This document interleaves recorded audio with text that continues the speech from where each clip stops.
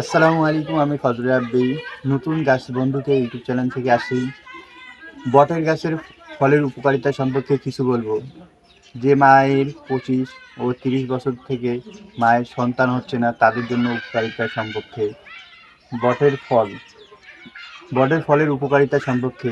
যে বটের গাছে রাস্তার ধারে, বনে, জঙ্গলে যেখানে সেখানে জন্ম নেয় উদ্ভিদ, পাখিও খেয়ে দেয়ে, নোংরা ফোড়ার পরও দোয়ালের মধ্যেও হয় গাছ, তাদের উপকারিতা সম্পর্কে বলতেছি।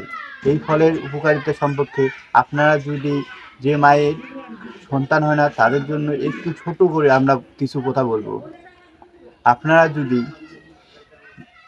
বটের ফল, ডালিম গাছের 7টা পাতা, গোলমরিচ 11টা দিয়ে আপনারা যদি বেটে যদি বড়ি বানিয়ে খেতে পারেন, যখন মাসিকের 1-2